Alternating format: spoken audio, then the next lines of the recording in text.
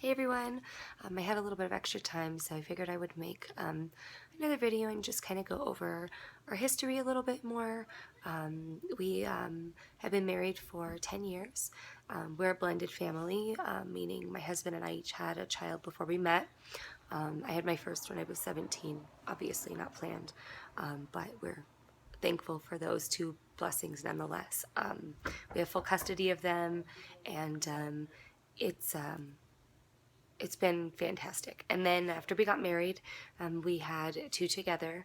We did have some losses mixed in there, one at 20 weeks. So, kind of a complicated gynecological history, but still, I ended up with 3 live births and, no real major issues.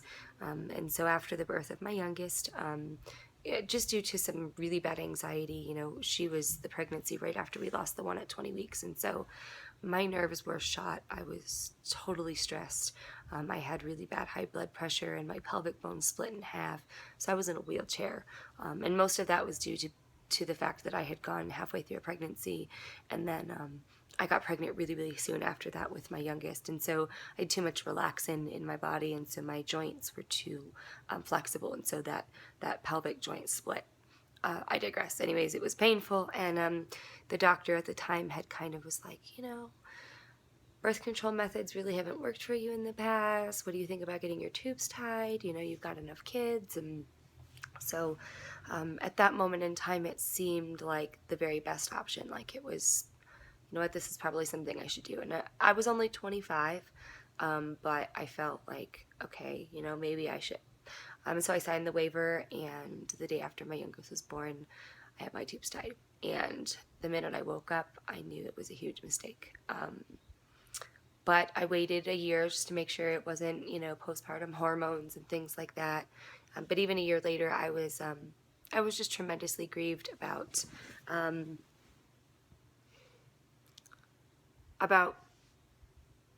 breaking my body. I don't know how else to describe it other than I just felt really, really broken and not whole. I also had a lot of really bad health issues associated with it. I had major, major pelvic pain, which ended up being due to adhesions, where my tubes had actually, the portions that they cut had actually attached itself to my abdominal walls and into my intestines and stuff. So I was really struggling physically. And so my husband and I began to pray about it, and a few different events led us to look into reversals. And so about a year and a half to 2 years after my after my tubal ligation, we went for a reversal, and everything seemed really successful. The tubes were open and clear per the HSG, and it was great. I had all of those health issues that were going on. Many of them greatly went away, if not all of them. And so I was just really thankful to have had that as an option. I had a great surgeon, and so it was one of those things where we I think we kind of thought it was going to happen a lot faster than it was going to, as far as trying for another. And it was one of those things where when I made the decision to get my tubes tied, it was out of fear, and it wasn't because I was necessarily done. And my husband had really even explained to me that he didn't feel it was a good idea, and he really wanted to at least have one more. But out of fear, I chose to do it. And so after the reversal, the feeling of wholeness came back, and we were just excited to be able to have a shot again. So we tried and tried, and I was getting pregnant, but then it wouldn't stick. And each time it progressively got like earlier and earlier. I'd make it to like 6 weeks, and then it was, just under that. And, so each loss was earlier and earlier, and then I had a bunch of chemicals, and then I had 2 ectopics in a row. And then right after that, I had another intrauterine pregnancy.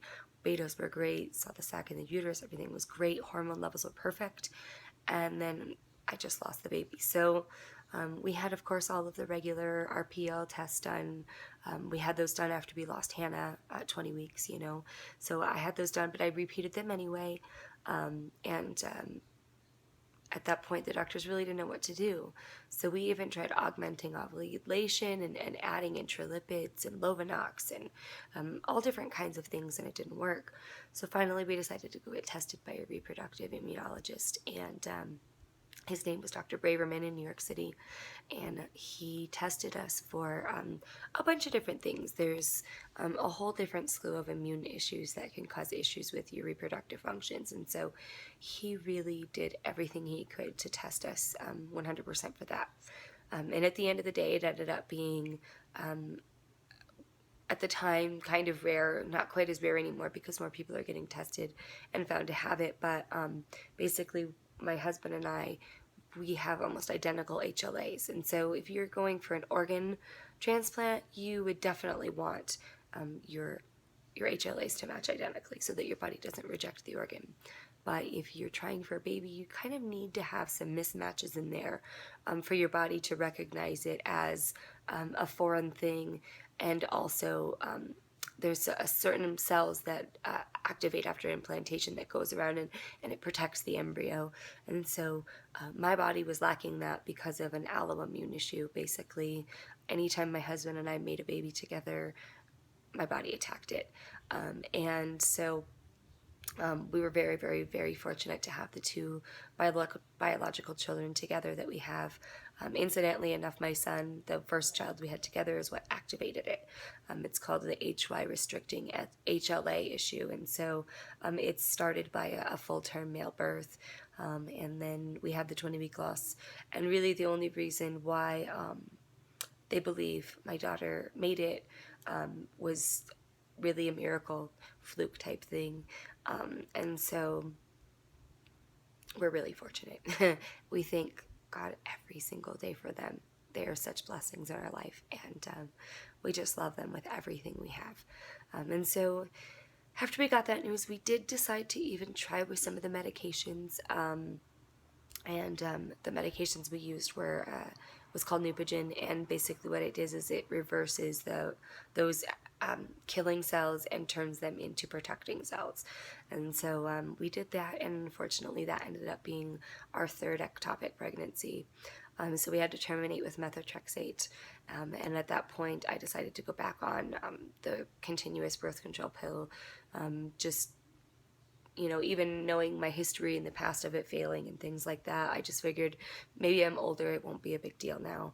So I went on the pill, and a couple months later, I was pregnant again and terrified because I had just been treated with methotrexate, which usually, is not a good thing. And so we went in and had my betas, and they were rising appropriately at first. Then they started to drop, and so I said, okay, well, we're just miscarrying again. I've been through this, whatever, at this point it is what it is. And then they started to rise again. Little did we know it was going to end up being our fourth ectopic. And the HCG levels were really weird in this one, and so we had to go for emergency surgery, and I lost my tube, and they cut my intestine in the process. Yeah, it was really, really chaotic and difficult, but needless to say, after that we were pretty much like, you know what, we're done. This is just too much. We can't actively ever try again. This is obviously, my tubes are scarred now, or there's something going on with inflammation, so we just need to not. So after that, I don't know, we kind of spent the time healing emotionally and physically. The Neupogen I had been on had really caused some major health issues, so I had to kind of recover from that. But in the meantime, we had just started to look into adoption, and we even started the certification process for foster, but some things happened with the agency, and we think we're just going to go through the county. We're still planning on doing fostering, just not the foster to adopt. But in the process of looking at all our options, we stumbled upon embryo adoption.